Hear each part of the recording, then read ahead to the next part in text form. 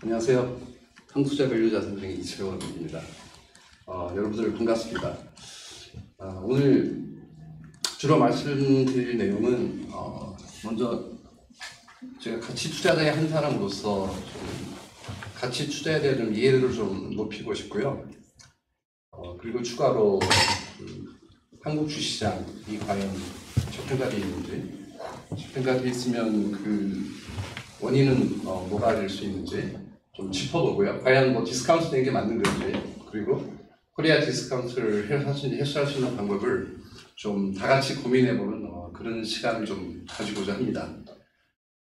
그 전에 먼저 좀 양해를 드리고 싶은 거는 오늘 제가 말씀드릴 내용은 주로 이제 사실 투자자는 두 가지 부류가 있다고 생각해요. 첫 번째 부류는 좀 감이 좋으신 분들이 있죠. 그냥 주가가 오르는 것 같아요. 사면 뭐 올라가기도 하고, 주식이 떨어질 것 같아요. 팔면 떨어지고, 이런 분들이 계십니다. 인사이트나 직관이 뛰어나신 분들이죠.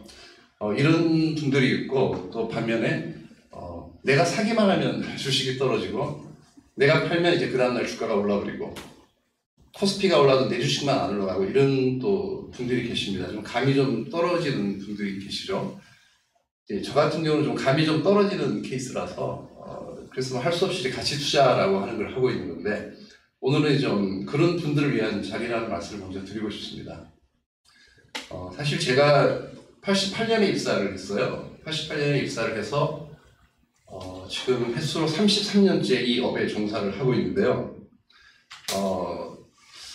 사실 주식 말고 할 줄 아는 게 거의 없어요.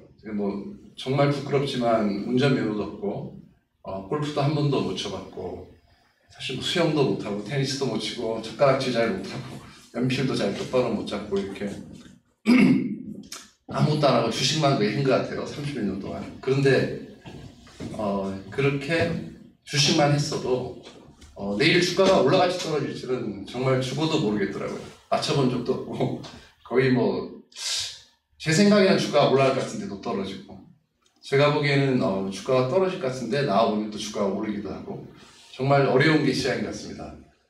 그래서 주식시장에 대한 자세에 있어서 저희는 좀 한없이 좀 겸손해야 되지 않나, 이런 생각을 많이 하고 있고요. 정말 뭐 우리 류영재 회장님께서 말씀하셨지만 주가를 예측하는 신의 영역인 것 같고, 누가 감히 주가를 예측하겠습니까? 불가능한 영역이고, 그래서 할 수 없이 저희들은 이제 뭐 다양한 기법을 사용해서 시장에 접근하는 거고요. 저는 그래서 가치 투자라는 기법을 쓰고 있는 거고요. 근데 제가 30년 동안 해온 게 뭐냐면, 뭔가 전 이런 거를 찾아서 다닌 것 같아요. 주변에 뭔가 싼 거 없나? 귀한 거 없나? 뭔가 소외된 자산이 없을까? 아무리 좋은 자산이라도 너무 흔한 거는 또 소용이 없더라고요. 여러분들 상평통보 아시죠? 옛날에 구리동전 조선시대. 이게 거의 한 400년 정도 된 것 같아요. 발행한 지. 근데 상평통보가 이제 시골에 가서 이렇게 놀러 가보면, 이제 뭐 서랍 같은 데 보면 이게 나와요. 구리동전이. 근데 그런 걸 찾으면 정말 기분이 좋잖아요. 기분이 좋아서 이게 비싸 보이잖아요. 몇백 년 된 거니까. 근데 인터넷에 한번 들어가 보니까 가격이 놀랍게도 3,000원 밖에 안 해요. 상태가 안 좋은 건 1,000원 밖에 안 하거든요. 이유가 뭐냐면 너무 많아요. 이게 몇백만 개가 있는 거죠. 이 상평통보가 만약 한 개밖에 없다, 이런 거 이거 가격이 없겠죠. 뭐 거의 보물급입니다. 그러면. 그래서 흔하지 않은 자산이 되어야 되는 게 중요하고요. 그리고 또 하나는 이제 귀해야 된다는 거죠. 방금 말씀드린 게 귀해야 되는 거고, 소외된 자산이 중요하다는 거죠.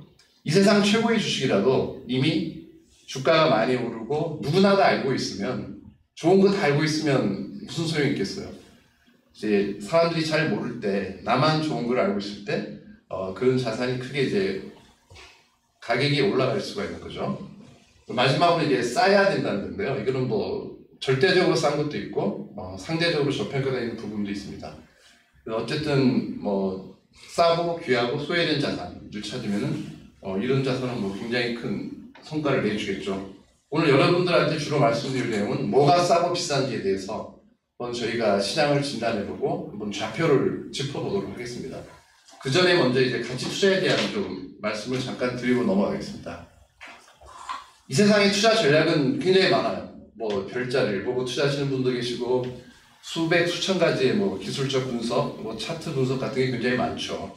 근데 우리가 기본적으로 투자에 임하는 자세나 태도로 봐서는 이 세상의 투자 전략은 딱 두 가지밖에 없습니다. 첫 번째는 바로 모멘텀 투자고요. 두 번째는 이제 가치 투자라고 하는 겁니다. 이 모멘텀 투자는 뭐 사실은 시간의 선택이라는 면이고요. 상승 추세를 보이는 종목을 재빠르게 매입해서 시장의 유행을 쫓는 전략이라고 볼 수 있는데요. 어떤 올라가는 주식을 이제 빨리 사서 같이 흐름을 타는 거죠. 기업의 내재 가치는 큰 상관이 없어요. 왜냐하면 아무리 비싸게 주고 사도 난 더 비싸게 팔고 나오면 되니까 그런 생각으로 투자를 하는 게 모멘텀 투자고요. 뭐 타이밍 매매라고 합니다. 반면에 이제 가치 투자라고 하는 거는 이제 가치 결정에 대한 매매고요. 가격과 가치의 그 괴리가 발생할 때만 투자를 하는 겁니다. 어떤 기업의 진정한 가치가 2만 원인데 이게 왠지 모르게 이제 만 원에 거래될 때 이제 투자를 했다가 아무도 안 쳐다볼 때 투자를 했다가 이게 뭐 내재 가치에 도달하면 좀 매도를 하는 그런 전략이라고 할 수가 있고요. 가치 투자에 가능한 큰 원칙은 이제 벤저민 그레이엄이 말씀하셨듯이 절대로 손해보지 않는 것, 이게 가장 큰 원칙으로 하고 있고요. 이게 정상적인 시장 하에서는 이제 손실이 잘 안 나는 거죠. 왜냐하면 이제 주식을 이제 살 때 우리가 뭐 내재 가치가 뭐 만 원인데 한 5천 원에 샀어요. 이게 뭐 4천 원, 3천 원, 2천 원 갈 수도 있죠. 근데 그렇게 간다고 해서 우리가 당장 팔 게 아니라면 이제 평가손이 난 거지 손실이 실현된 건 아니잖아요. 정말 가치가 여전하다면 언젠가는 그 가격이 갈 테니까 기다리면 올라가거든요. 그럼 시장이 정상화되면 이제 제값을 찾아가게 되는데 만약 이제 그런 가치가 없는 주식을 샀더라면 큰 위기가 올 때는 회사가 없어져 보이고 영원히 손실을 이제 많이 하기 어렵게 되는 거죠. 그래서 가치 투자는 이제 다른 말로 표현을 드리면 1934년에 이제 벤저민 그레이엄이랑 그 데이비드 도드 교수가 이제 공개한 증권 분석이라는 책이 있죠. 그 책에 보면은 투자에 대해서 정의를 내렸어요. 투자는 철저한 분석을 바탕으로 투자 헌금의 안정성과 수익성이 적당한 수익성이 보장된 행위를 말하며 이 세 가지 조건이 충족되지 않는 모든 행위는 투기다라고 말씀하셨어요. 첫 번째 철저한 분석, 두 번째 투자 헌금의 안정성, 세 번째는 적정한 수익. 이게 다 보장되는 행위를 투자라고 했거든요. 이 내용의 핵심이 이제 바로 이제 가치 투자를 이제 얘기를 해주는 거고요. 조금 다르게 한번 해석을 해보면 그 위험을 인식하는 개념이 좀 다르죠. 아까 말씀드렸지만은 가치 투자는 내가 아무리 만 원 주고 산 주식이 5천 원 가더라도 그 기업의 실제 가치가 2만 원, 3만 원이면 아직 손해 본 게 아니에요. 우리는 안 팔 거니까 그 가격이 갈 때까지는 그 기업의 가치가 여전하다면. 일반적으로 모멘텀 투자는 주가의 하락이 위험 요소예요. 내가 만 원 주고 샀는데 이게 9천 원, 8천 원 이렇게 떨어지면 이미 위험에 노출된 거예요. 그리고 이미 손실을 봤다라고 생각하죠. 그래서 어떻게 합니까? 로스컷이라는 걸 하죠. 손절매를 칩니다. 더 손실 보기 싫으니까 만 원에 산 걸 이제 9천 원, 8천 원에 팔게 되는 거죠. 이게 모멘텀 투자의 이제 위험을 인식하는 개념이고, 반면에 가치 투자는 주가가 떨어지는 건 위험한 게 아니죠. 더 큰 기회가 오는 거예요. 자금의 여력만 있다면 진정한 가치가 만 원인데 이게 내가 5천에 샀지만 이게 4천, 3천, 2천, 심지어는 5천 원까지 떨어지면 안전마진이 더 커지고 더 좋은 기회가 오는 거잖아요. 그래서 주식을 더 사야 되는 기회인 거고, 주가 하락은 이제 리스크가 아닌 거죠. 근데 가치 투자에 있어서 가장 큰 리스크는 기업 가치의 하락이죠. 이게 왜 진정한 가치가 만 원인 줄 알고 나는 5천 원에 샀는데 내가 뭐 계산을 잘못했거나 실제 가치가 이게 뭐 1,000원이었다 이러면 정말 큰일 나는 거죠. 또는 뭐 법이 바뀌거나 투자 환경이 크게 바뀌어서 어떤 엄청난 뭐 경쟁자가 나올 수도 있고요. 회사에 사고가 날 수도 있고. 그 기업의 실제 가치가 떨어지면 그건 이미 손실이 난 거죠. 그러면 주식을 이제 팔 수밖에 없는 겁니다. 피터 린치라는 이제 전설적인 펀드 매니저가 있었죠. 피델리티에서 마젤란 펀드를 운영을 했었는데요. 이분이 하신 말씀이 뭐냐면 내일 지구가 멸망하더라도 나는 주식을 팔지 않겠다. 그러나 기업의 가치가 나빠지면 나는 주식을 즉시 매도하겠다라고 얘기를 했죠. 그래서 가치 투자에 있어서 가장 큰 위험은 기업 가치의 하락입니다. 근데 기업 가치가 여전히 좋은데 주가가 떨어지면 굉장히 좋은 기회가 온다고 보시는 거죠. 이걸 좀 표로 표현을 해보면 방금 말씀드렸듯이 진정한 가치가 2만 원인 주식이 이제 만 원에 들어야 될 때 우리가 가격과 가치의 괴리를 취하려고 위해서 만 원에 사는 거죠. 근데 중요한 게 뭐냐면 이게 정말 회사가 나빠져서 이게 싸게 거래되는 거 사면 안 되는 거예요. 예를 들면 어떤 기업이 연탄업을 하는데 남들은 다 도시가스로 이제 변환해서 가고 있는데 혼자 계속 연탄만 하는 거예요.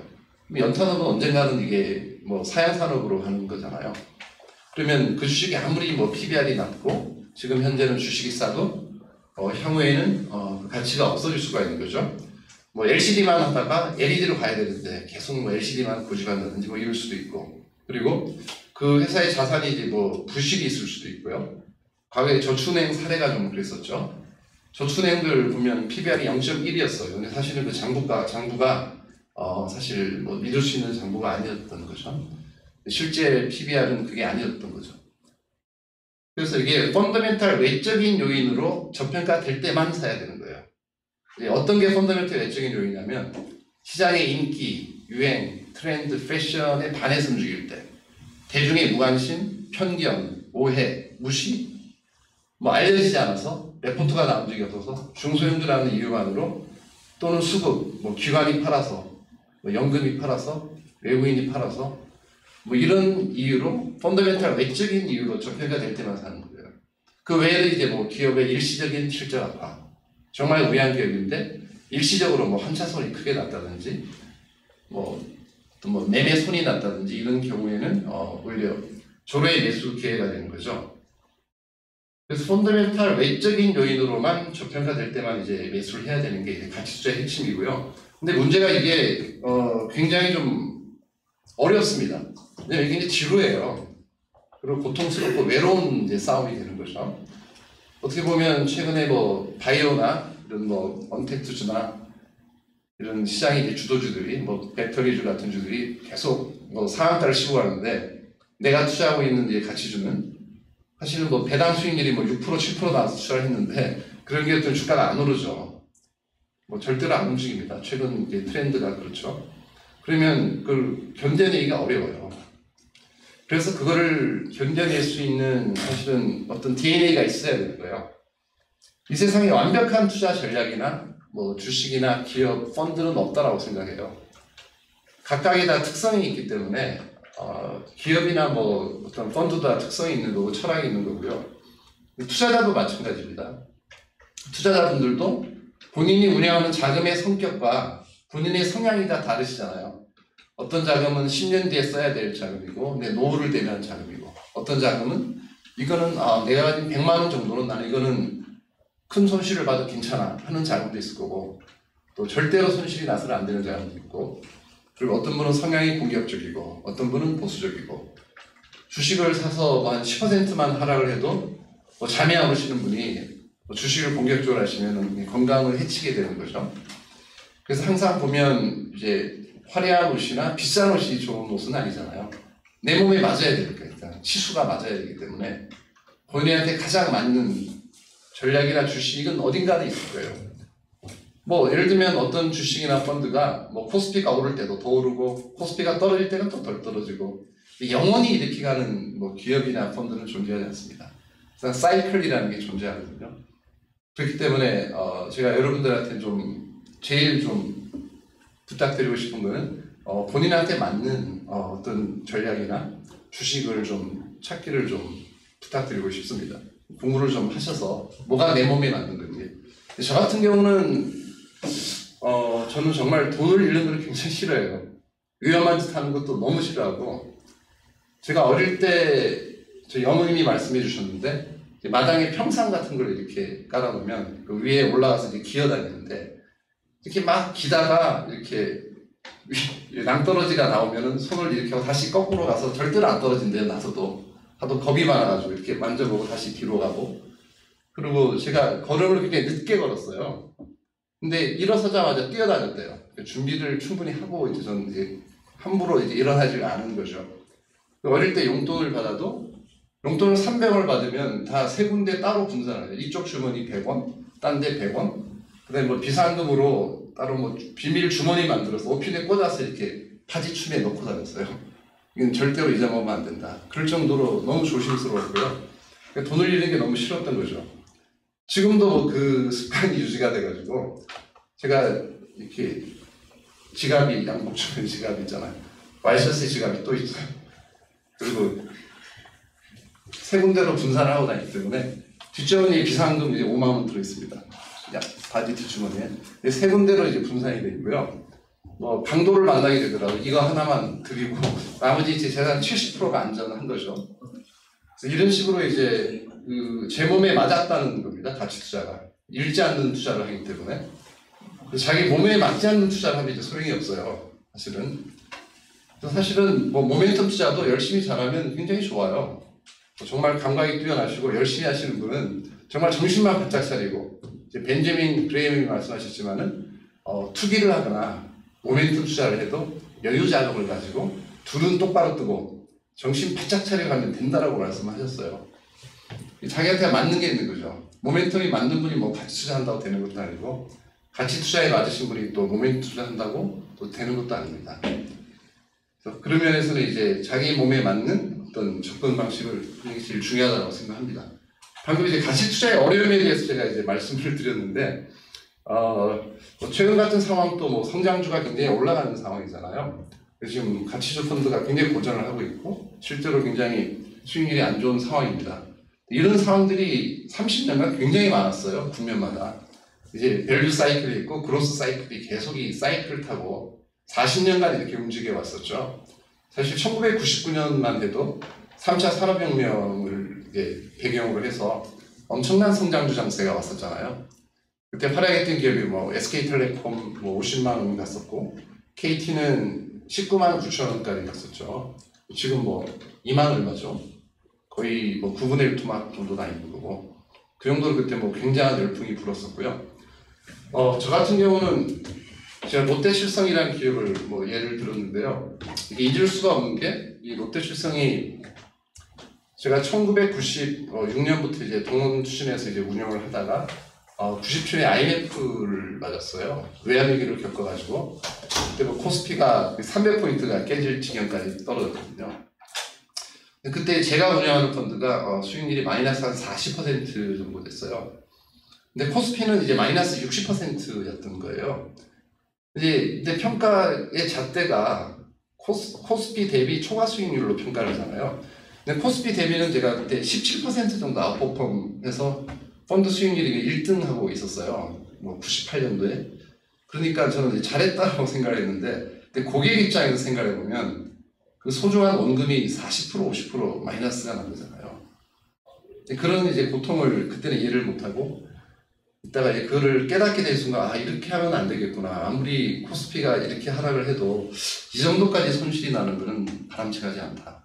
사실 20-30% 정도 손실은 저희가 만회를 할 수가 있어요. 뭐 한 50% 수익이 나면 이제 원금 회복이 되는데 만약 50% 손실이 나면요. 그거를 회복하려면 100% 수익이 나야 되잖아요. 100만 원이 50만 원이 됐으니까 50만 원이 50% 수익 나봤자 75, 여전히 마이너스 25거든요. 복리로 하면. 근데 50만 원을 100만 원 만들려면 이제 더블을 내야 되는 거잖아요. 근데 2배 올라갈 주식을 찾기도 어렵고 올라갈 펀드를 찾기도 어려워요. 그걸 만약 찾아도 못 견딥니다. 2배 갈 때까지. 주식이 10,000원짜리가 20,000원 가는 그 과정이 얼마나 험난할까요? 중간에 뭐 외환위기도 오고 원인 쇼크도 오고 외국인도 팔고 이러면서 흔들리거든요.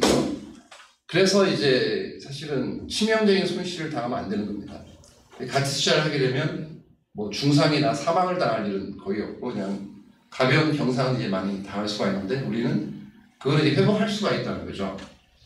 그래서 이제 제가 98년에 회사에 건의를 해서 우리나라 이제 미국처럼 좀 가치 투자 전용 펀드를 한번 만들어 봤으면 좋겠다고 했더니 회사에서 흔쾌히 받아들여서 1998년 12월에 대한민국 최초의 가치주 펀드를 이제 론칭을 합니다.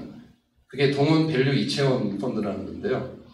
그래서 그게 12월에 론칭을 해서 99년 9월달까지 수익률이 굉장히 좋았어요. 그게 127%까지 갔으니까요. 9개월 수익률이 127%인데 당연히 뭐 전펀드 1등이었고요. 매일경제신문에 매일 제 이름이 나오고 그때 뭐 연말에 한경비즈니스 표지 모델로 나오고 제가 지나다니면 사람들 다 쳐다보고 그랬습니다. 99년에. 가장 제 인생에 좀 이렇게 화려했던 나날이었고, 반면에 가장 암울했던 나날이 또 그때였습니다. 그게 반짝 9월 말에 끝나버리고요. 10월 달부터 사상 유례가 없는 이제 기술주 장세가 벌어졌는데, 그때 뭐 인터넷주나 통신주가 어마어마하게 올랐고요.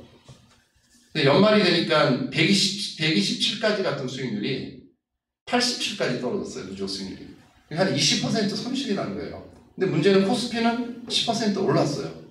제 펀드가 3개월 동안 코스피 대비 마이너스 30% 언더퍼폼을 해버린 거죠. 그러니까 뭐 전 펀드 최악의 수익이 난 겁니다. 그 3개월 동안은. 그래서 제가 그때 뭐 온몸에 병이 다 나고 뭐 귀에는 물이 차 있었고 2주간 피가 났었어요. 그리고 나중엔 뭐 라식 수술한 것도 실패해서 지금도 안경 끼고 다니고요. 스트레스 때문에. 그때 뭐 굉장했습니다. 저희 빌딩이 13층에 있었는데 그때 항의 전화가 하루에 수백 통씩 왔었고요. 어떤 분들은 전화하셔서 거기 몇 층이야? 13층인데요.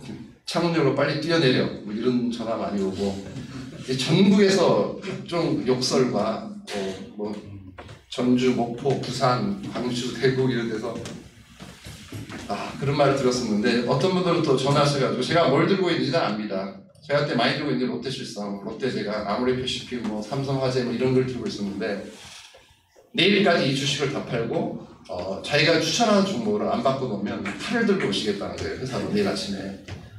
추천 종목은 이제 KT, SK텔레콤, 데이콤, 새롬기술, 뭐 다음 이런 종목이었는데 그때는 뭐 정말 우리도 좋은 날 오겠지. 너무 힘들어가지고 근데 어느 정도 버티다가 이게 연말에 좀 피크를 치고 한번 조정을 받았어요. 근데 2000년 2월 10며칠 날 다시 여러분들 그거 아시죠? 쌍봉 2차 상승이 온 거예요. 그러면서 이제 너무 힘들어가지고 그때는 제 손이 떨리기 시작하는데 이 떨림이 멈추질 않습니다. 계속 손이 떨리고 이렇게 피가 머리 끝까지 쏟는데 그냥 꼭 죽을 것 같았어요. 근데 그날 제가 손을 들었습니다. 어제 코스닥을 한 주도 안 샀는데 그거를 뭐 다시 가치주를 팔아서 살 수도 없고 아모레퍼시픽이 저는 10,000원이었거든요. 그걸 10,000원에 팔고 뭐 KT 20만 원에 살 수 없잖아요. 아모레퍼시픽이 10,000원 찍고 얼마 갔는지 아시죠? 450만 원까지 갔잖아요. 지금 액면분할해서 45까지 갔는데 실제로 450대가 올랐거든요. 그날 이후로. 그리고 그래서 그냥 결국은 휴가를 한 번도 못 썼는데 자 계산해보니까 23일 정도 휴가를 낼 수 있어가지고 일단 휴가를 내고 펀드를 인수인계하고 물러났습니다. 그래서 그대로 있다가는 뭐 병으로 죽든지 아니면 손님들이 항의로 뭐 죽든지 뭐 그런 일이 벌어질 것 같아가지고 손을 놨는데 그날이 딱 바닥이었죠. 그러고 나서 이제 가치들이 엄청 올랐는데 그 시점에서 제가 잊을 수 없는 주식이 이제 이 롯데실성이었습니다. 롯데실성을 제가 10만 원에 딱 발행을 했어요. 세상에서 제일 싼 주식이라고 생각했습니다. 10만 원이면 시가총액이 1,000억이었고요. 이 기업이 그 전에 600억 이익이 났었고 유통 구조를 바꿔서 사상 최대 이익이 계속 나고 있는 그 해는 800억이 났고요. 2000년에는 이익이 1,000억이 났어요. PER이 1배였고 그 다음에 롯데실성이 갖고 있는 서초동의 사이다 야적장이 1,700평 지금 시세로 뭐 조 단위가 넘는 어마어마한 땅입니다. 그래서 이거는 정말 미친 듯이 샀어요. 이거를 샀는데 사면 살수록 주가 계속 떨어집니다. 5% 신고하고 샀더니 9만 원 가 있고 한 달 뒤에 8만 원 가 있고 계속 샀어요. 사다 상장 주식의 18.4%를 샀는데요. 그 당시 이제 이게 얼마나 많은지 그런지 감이 안 오시죠. 신격호 회장님이 17.5를 들고 계셨고 우리가 18.4로 최대 주주로 이제 등극을 했습니다. 했는데 주가는 계속 떨어지는 거예요. 뭐 제 펀드가 1조 정도는 됐으니까 뭐 펀드에는 그래봤자 뭐 1% 2% 얼마 비중은 높지는 않지만 그래도 계속 떨어지는 거예요. 계속 샀죠. 왜냐하면 실제 가치가 30인데 최소 10만 원도 싼데 이게 8만 원이니까 너무 싸잖아요. 근데 계속 샀어요. 근데 그 다음 주 가니까 7만 원까지 또 떨어지는 거예요. 그래서 7만 원까지 떨어지니까 이게 저도 좀 섬찟한 거예요. 내가 뭘 계산을 잘못했나 아니면 회사에 뭔 일이 있나 뭔가 내가 모르는 악재가 있지 않아서 이렇게까지 떨어질 수는 없잖아요.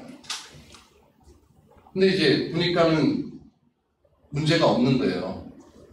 근데 딱 하나 제가 걸리는 게 그때 제가 제정신이 아니었습니다. 엄청난 평이전하고 정신이 혼미해가지고 정말 정신이 없었어요.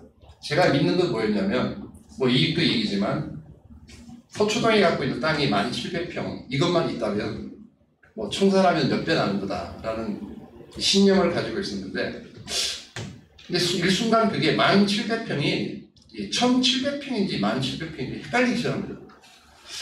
설마 1700평이었나? 정말 정신이 없는 거죠. 그래서 여의도에서 바로 택시 타고 서초동에 갔어요. 가서 보니까 정말 끝없이 넓은 만평이 맞는 거예요. 그리고 부동산에 물어보니까 평당 한 3천 정도 시세가 된대요. 아, 3,000원 되는 거네. 뭐 시가총액이 그때 뭐 700억 이랬으니까 말이 안 된다. 그러고 나서 다시 더 샀어요. 계속 더 샀는데 이게 그 다음날 6만 원까지 떨어진 거예요, 주가가. 6만 원까지 떨어지니까 아 정말 손이 안 나. 그래도 저는 질 수가 없기 때문에 천주라도 살려고 그때는 이제 전화 주문했으니까 증권사에 전화해서 롯데칠성 천주 6만에 사자 주문을 내려다가 결국 못 내고 끊었어요. 못 샀어요. 그날.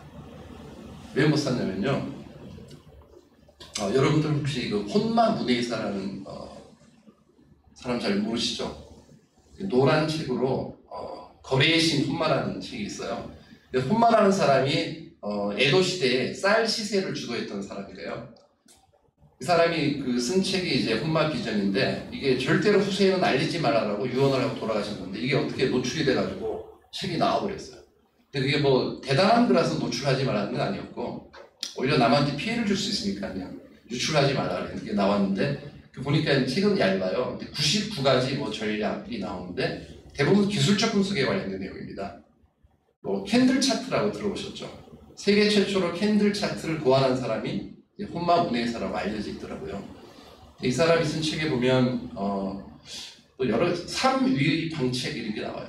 3위의 방책, 세 가지 위치, 바닥, 중간값, 천정. 모든 자산이 이런 세 가지 위치가 있겠죠. 바닥이 있고 중간값이 있고 평균값, 그 다음에 천정이 있는 거죠. 상투.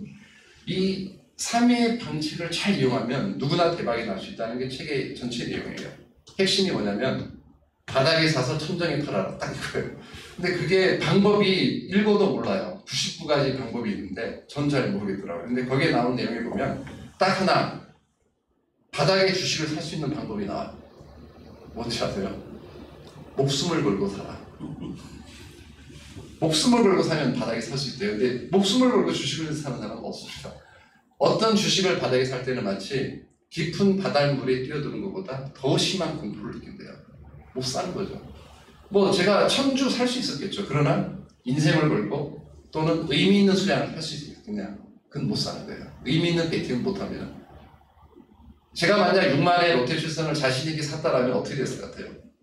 그 다음날 5만 원 가는 거죠. 5만 원에 샀잖아요. 또 4만 원 가요.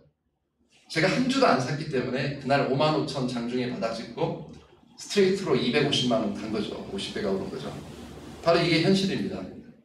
근데 이게 이만큼 어렵다는 걸 말씀드리고 싶고 너무나 두려워서 모든 주식을 다 내던지고 싶을 때가 대부분 바닥이고요. 미치도록 주식을 사고 싶을 때가 대부분 상투입니다. 상투의 주식을 사는 건 너무 쉬워요. 너무 사고 싶으니까 너무 편하게 사지만 바닥의 주식을 사는 건 정말 어려운 거죠. 근데 주식 투자에 성공하기 위해서는 이거를 이겨내지 않고서는 뭐 성공하기는 어렵다고 저는 생각해요. 많은 현자들이 투자의 전설들이 말씀을 하셨지만은 투자에 성공하기 위해서는 사실 뭐 엄청나게 높은 IQ, 내부자 정보, 지식 뭐 이런 게 중요할 수도 있겠지만 더 중요한 건 건전하고 지적인 체계, 원칙이나 철학 같은 거죠. 이게 중요하고 이거보다 중요한 건 뭐냐면 이 건전한 체계를 좀먹는 감정을 다스릴 수 있는 능력이 제일 중요하다고 생각했어요. 주식은 머리로 하는 게 아니고 가슴으로 한다는 얘기를 많이 하죠. 근데 그런 부분에 있어서는 좀 많이 좀 참고를 해주셨으면 좋겠고요. 이제 같이 투자의 어려움에 대해서 이제 수를 드렸고, 그래서 개인분들한테는 이제 크게 추천드리기가 쉽지가 않아요. 이게 정말 힘든 길입니다. 어렵고 고통스러운 길이죠. 근데 이제 보면은 이게 참 쉬울 것 같죠. 그냥 2만 원짜리를 만 원에 사면 되니까 쉬워 보이죠. 근데 이게 2만 원짜리인지 3만 원짜리인지 어떻게 합니까? 삼성전자의 내재 가치가 얼마일까요? 전 세계를 아는 사람이 있을까요? 이걸 뭐 DCF로 하면 뭐 얼마 나오겠지만, 근데 그게 뭐 과연 맞을지 안 맞을지 알 수가 없고, 자산의 가치 평가가 굉장히 어렵습니다. 이 수많은 이론들이 있겠지만, 뭐 옛날에는 그냥 뭐 리퀴데이션이라 해서 청산법을 썼었고, 근데 멀쩡한 기업을 매년 100억씩 버는 기업을 지금 당장 청산하면 안 되잖아요. 99년에 유행했던 또 마켓밸류법 같은 경우는 상대가치법인데, 뭐 야후의 시총이 얼마니까 뭐 네이버는 얼마 돼야 되고 이런 논리인데, 뭐 마이크론이 얼마니까 뭐 하이닉스는 얼마 돼야 되고, 이런 거는 표준이 되는 대상의 밸류에이션이 틀려버리면 또 안 되는 겁니다. 그래서 힘든 거고, 결국은 이제 가치 합산법을 저희는 쓰고 있어요. 어떤 주식 한 주의 가치는 그 기업이 예전에 벌어들인 수익 더하기 지금 벌어들이고 있는 수익의 양가치 더하기 앞으로 벌 돈, 옛날에 번 돈, 지금 번 돈, 앞으로 벌 돈이 합치면 뭐 가치가 나오겠죠. 뭐 계산하기는 쉽지는 않겠지. 이것도 굉장히 복잡합니다. 계산하니까. 계산하는 방법이 있습니다. 그래서 이 3대 가치가 되는 거죠. 가치의 3대 요소죠. 어떤 자산이든지 벗어날 수 없어요. 부동산이든 주식이든. 뭐 안정성은 자산 가치고, 부동산은 대지 지분이 있는 거고, 수익성 수익 가치 얼마나 버는 거, 그리고 성장 가치는 앞으로 얼마나 성장할 건지, 이 산업이나 기업이나 뭐 부동산 같은 이 지역이 정부의 도시 계획이 어떻게 되고 어떻게 발전하고 이런 것들인 거죠. 그래서 이 3대 가치를 잘 봐야 되는 거고요. 안정성은 과거를 의미하는 거고, 수익성은 현재, 성장성은 미래를 얘기하는 겁니다.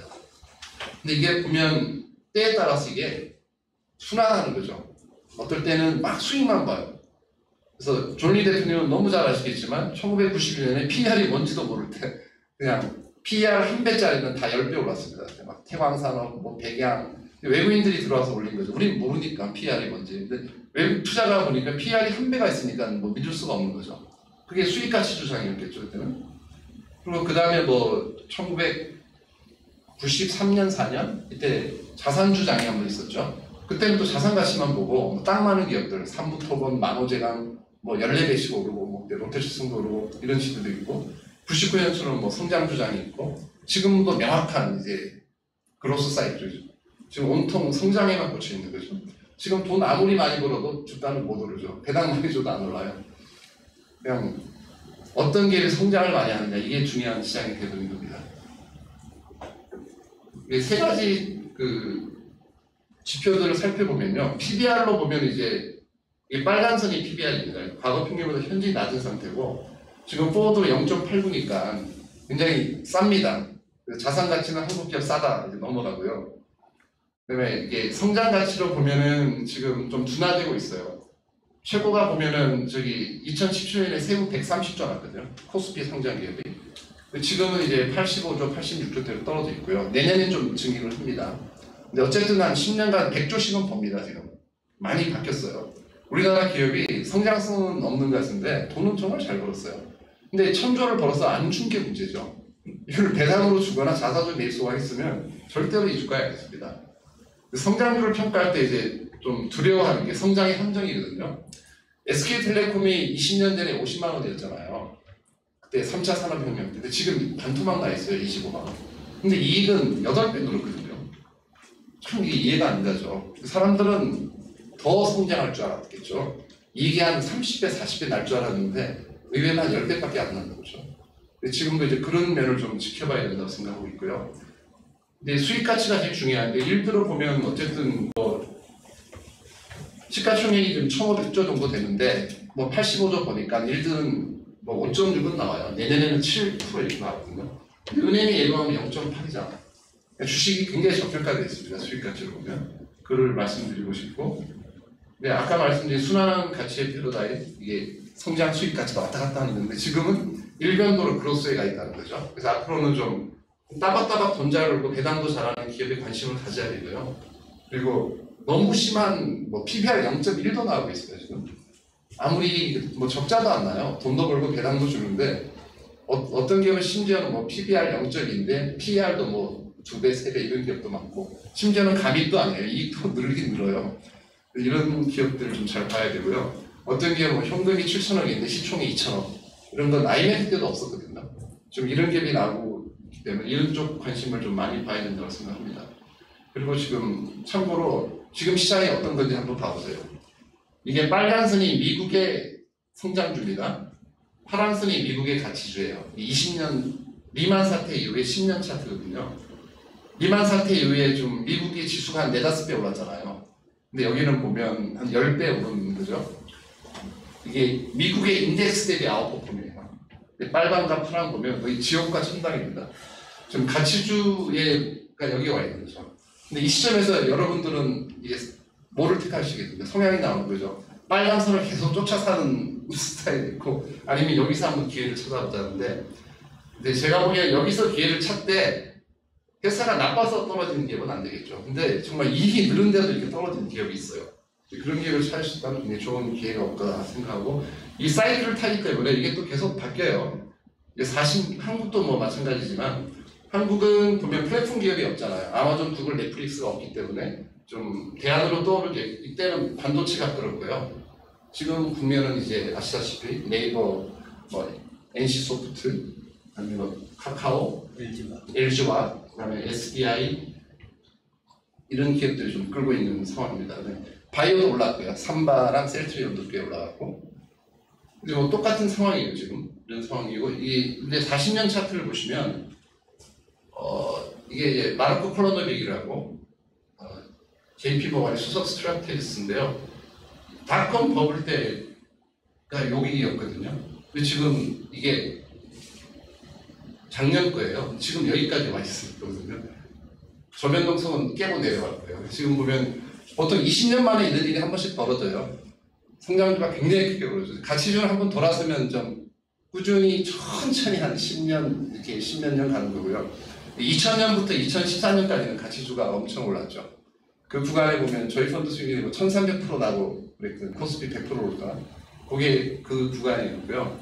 지금은 굉장히 뭐 성장주가 초강세인 국면이고요. 이것도 이제 거의 이분 얘기로는 너무 좀 과하다. 그래서 좀 평균을 회귀할 가능성이 있고요. 이 부분도 좀 잘 봐야 될 것 같고, 이제 코리아 디스카운트에 대한 내용은 시간이 뭐 얼마 안 남아서 좀 짧게 설명을 드려야 되는데, 뭐 간단하게 보셔도 전 세계 대비 PR이 이제 34% 디스카운트 돼 있고요. 우리가 포워드로 13배거든요. 내년은 이익이 증액이니까요. 근데 PBR은 56% 디스카운트 돼 있어요. 이게 좀 확실히 코리아 디스카운트가 돼 있는 거예요. 근데 이게 이유가 있어요. 이유가 뭐냐면, 일단은 좀 산업 구조가 좀 취약해요. 대부분 국영계 중심이죠. 철강, 화학, 뭐 보면 그 조선, 기계 뭐 이런 쪽 비중이 압도적으로 높고, 미국은 그렇지 않죠. 헬스케어, 뭐 IT 서비스, 좋은 소비재계 플랫폼 기업들이 압도적으로 높고요. 그래서 멀티플이 낮은 건 뭐 피할 수 없는 거고, 근데 결정적인 이유는 열악한 지배 구조입니다. 주주 중심의 경향이 이점착돼 있고요. 여러 가지 박영호 회장님도 강조하셨지만 3법 382조 너무나 잘못된 거고요. 우리나라는 보면 그 이사의 그 듀티 오브 로얄티, 이사의 충실 의무에 보면은 회사만 보호하게 돼 있어요. 그러니까 총 주주를 보호하는 규정이 없어요. 그게 합법인 거예요. 그러니까 과거에도 보면은 뭐 내재 가치가 10만 원인 비상장 주식을 뭐 시비를 뭐 10,000원에 발행해서 대주주들한테 준다든지, 이게 합법이 있는 거잖아요. 그러니까 이런 일이 벌어지는데 이게 해결되지 않고서는 코리아 디스카운트 사라질 수가 없어요. 반드시 이제 상법 개정돼야 되고, 그 외에 지금 뭐가 있냐면 이런 것들, 여기 보세요. 의무 분계 매수 제도가 없어요. 그러다 보니까 이게 주가가 내재 가치가 3만 원인데 이게 10,000원에 거래가 돼요, 우리나라는. 근데 주가를 올릴 이유도 없고 배당도 할 이유도 없고 가만히 있어요, 대주주는. 왜냐면 자기는 3만 원에 팔고 나갈 수 있거든요, 대주주는. 그 사주죠. 사주고 나서 사간 사람은 이 자사주 매입을 하든지, 하루 상한가 치고 1년 있으면 그 가격 밑에가 있어요.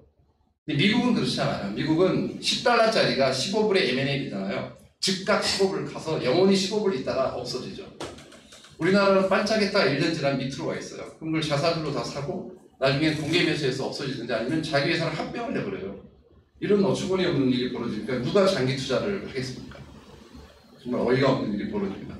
그리고 몇 달 전에도 보면 어떤 기업이 PBR이 0.1인데 PBR 한 배짜리가 합병 공시가 나와버렸어요. 근데 PBR 0.1인 기업은 실적은 지금은 안 좋은데 내년에 실적이 엄청나게 좋아져요. 근데 그 시점에서 대주주는 이거를 만들고 있어요. 1%짜리를. 0.1은 별로 없어요. 0.1 PBR이 0.1인 주식을 갖고 있는 소액 주주는 정말 망해버린 거죠. 이런 일이 다 합법적으로 지금 벌어지고 있는데 그게 바로 시가 합병 제도 때문에 그런 거예요. 공정가로 미국 같은 경우는 이런 경우가 생기면 법원에서 이제 판결을 하죠. 뭐 공인회계사 2군데 의뢰를 해가지고 공정가를 구한 다음에 그 가격에 합병을 하시오라고 하는데 우리나라는 시가 합병을 해버리니까 뭐 어떤 기업의 업황이 최악일 때 그때 딱 합병 공시가 나버리잖아요. 그 기업 주가를 들고 있는 사람은 내가 이 가격에 팔기 싫은데 팔게 돼버리는 셈이 되는 거죠. 그 외에 뭐 자사주 같은 경우 우리나라 자사주를 좀 이렇게 백기사로 이용한다든지 뭐 지주사 전환할 때 써먹죠. 좀 악용되는 케이스가 있고 미국은 자동 소각되죠. 우리나라도 기존의 모든 자사주를 다 소각을 시키고 앞으로 사는 모든 자사주는 자동 소각되게 규정을 바꿔야 된다고 저는 생각하고 있습니다. 이 모든 게 해결이 된다면 코리아 디스카운트 사라지고 드디어 우리가 원하는 코리아 프리미엄 시대가 올 걸로 저는 확신을 하고 있고요. 이렇게 되면 뭐 이런 저평가된 가치주는 주식이 엄청나게 올라갈 것 같아요. 순식간에 2~3배 올라갈 수도 있고요. 그런 날이 오기를 이제 기대하면서 일단 마치겠습니다. 감사합니다.